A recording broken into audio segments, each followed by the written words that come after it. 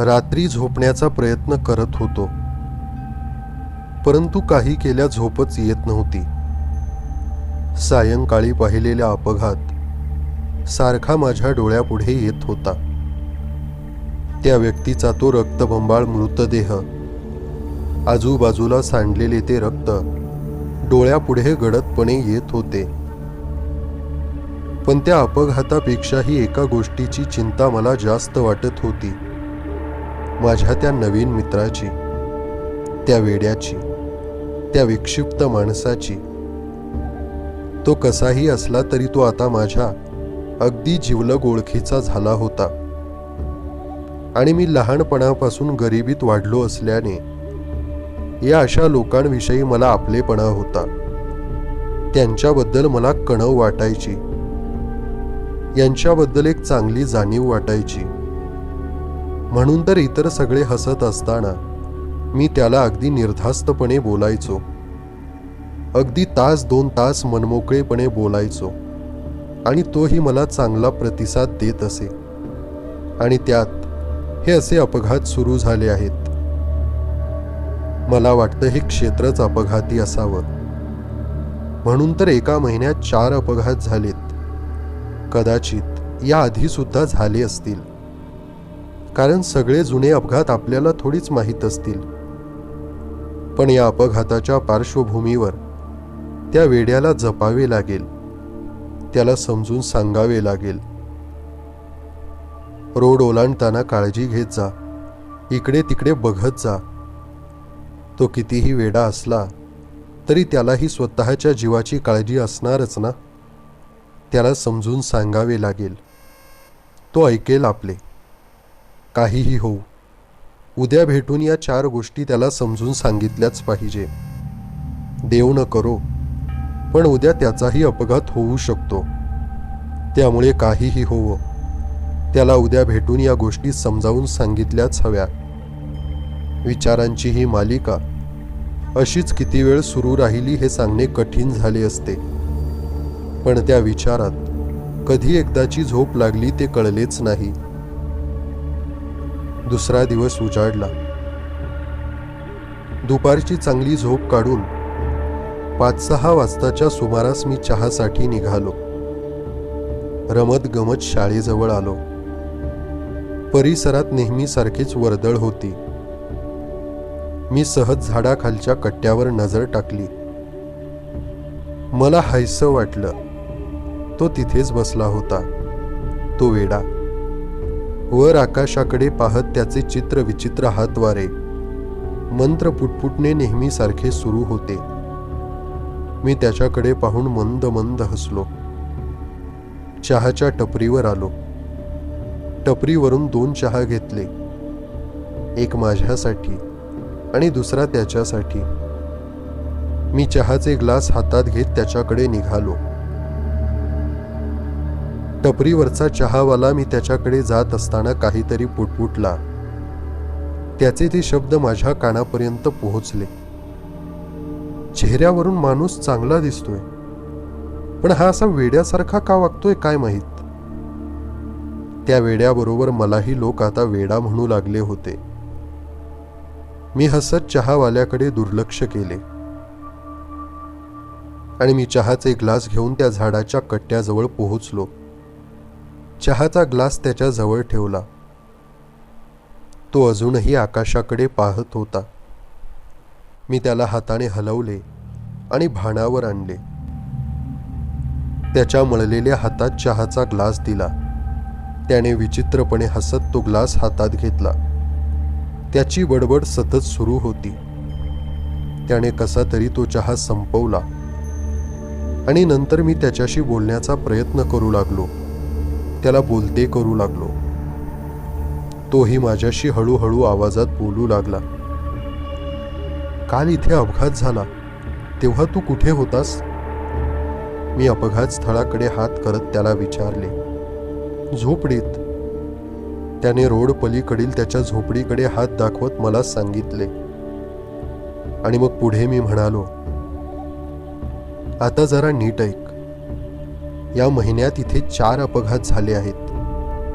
तू झोपडीकडे जाताना रोड ओलांडतोस तेव्हा रोड ओलांडताना काळजी घे. इकडे तिकडे बघून ओलांडत जा.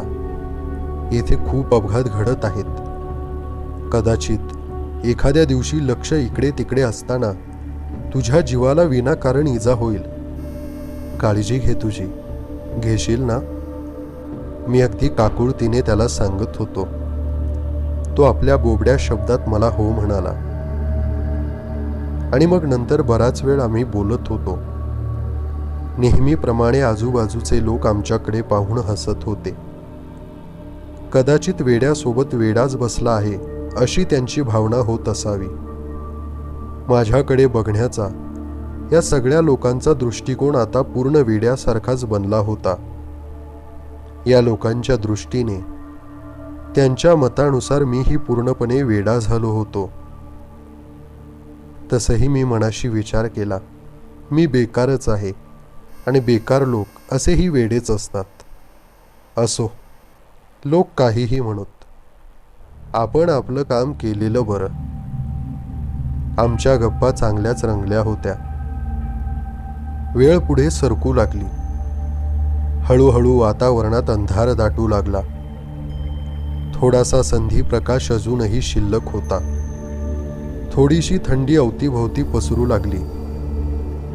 रस्त्यावरची वाहनांची रहदारी, रोडच्या कडेला चालणाऱ्या पादचारी माणसांची वर्दळ हळूहळू वाढत होती. लोक सायंकाळी फेरफटका मारायला आता घराबाहेर पडत होते. मी जागेवरून उठलो. त्यालाही उठवले. तो उठत नव्हता, परंतु मी त्याला बळजबरीनेच उठवले. तुला तुझ्या झोपडीपर्यंत सोडतो. रोड ओलांडून कसे जायचे हे सांगतो, म्हणजे पुढच्या वेळी तुला रोड कसा ओलांडायचा ते समजेल. असे म्हणत मी त्याला हाताला धरून उठवले. त्याला घेऊन झोपडीकडे चालू लागलो.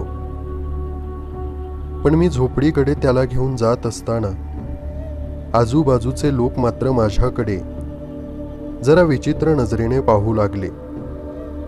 तसे ते नेहमीच पाहत असतात, पण आज त्यांच्या पाहण्यात काहीतरी वेगळेच वाटत होते. आश्चर्य, भीती, उत्सुकता, जिज्ञासा अशा सगळ्या जाणीवा त्यांच्या चेहऱ्यावर दिसू लागल्या.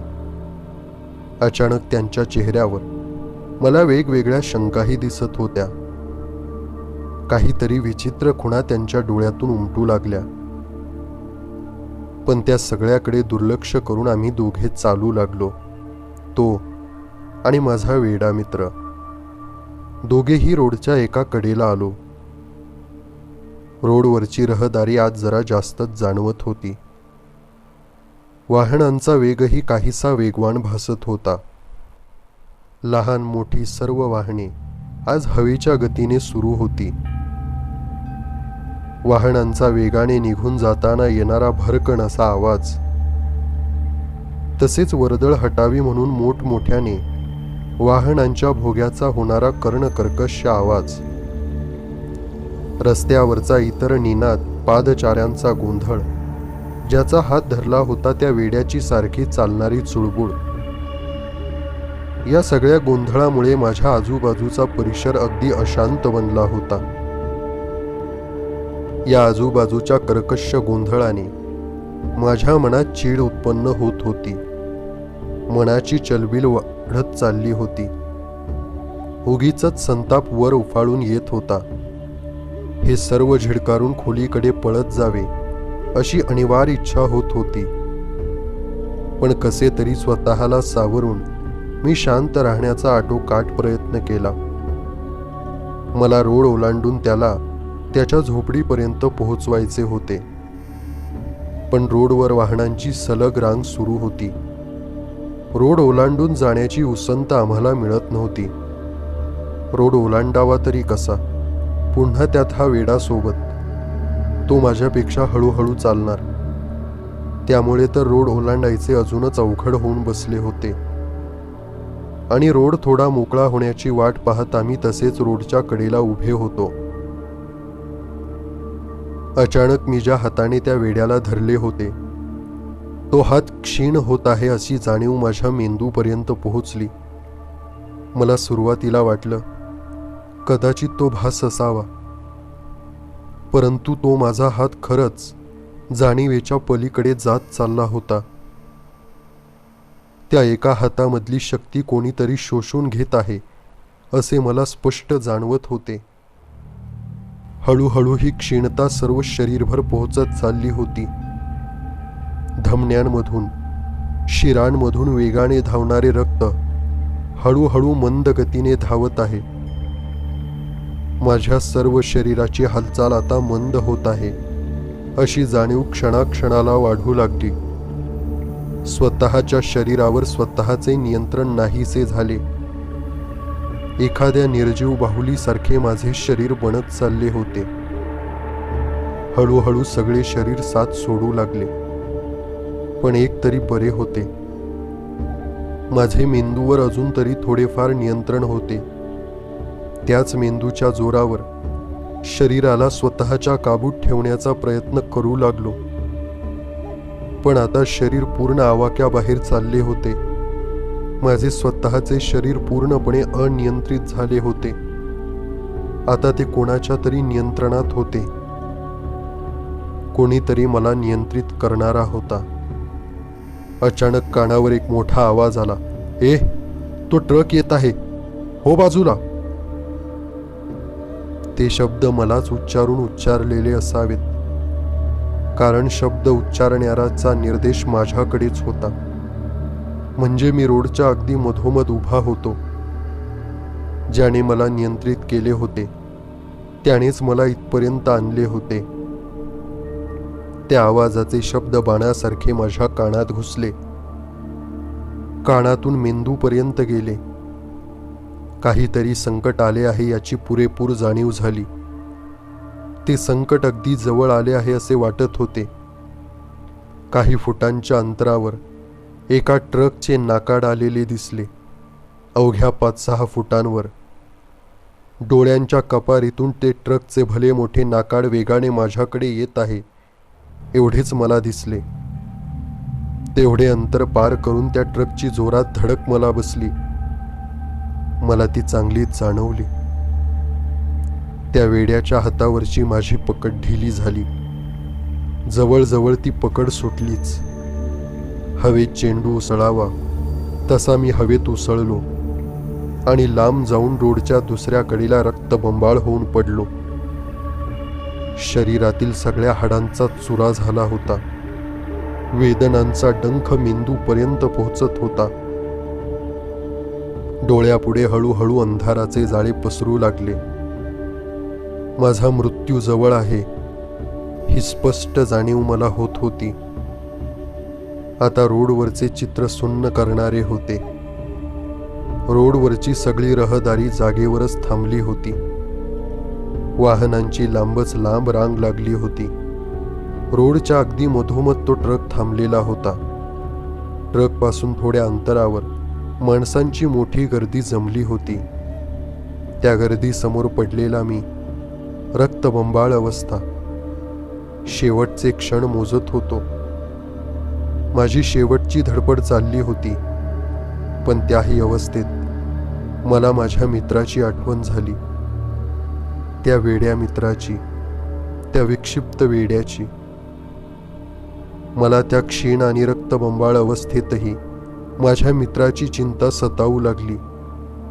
मी विचार करत होतो, तोही माझ्या सोबतच होता. आम्ही दोघांनी एकमेकांचा हात धरलेला होता. ट्रकच्या धडकेत तो कुठे पडला असेल? तोही रक्तबंबाळ अवस्थेत असेल ना?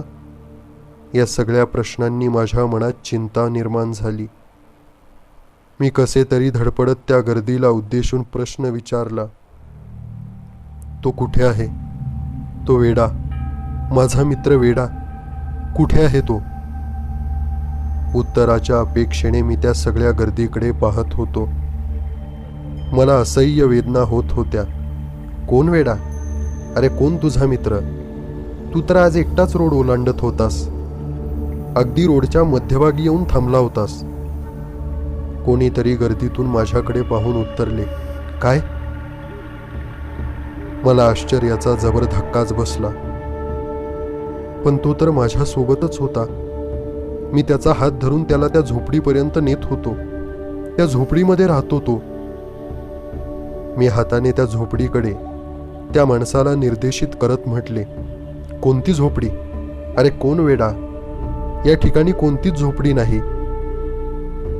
गर्दीतला तो माणूस माझ्याकडे पाहत म्हणाला, आणि मला आश्चर्याचा दुसरा जबर धक्का बसला.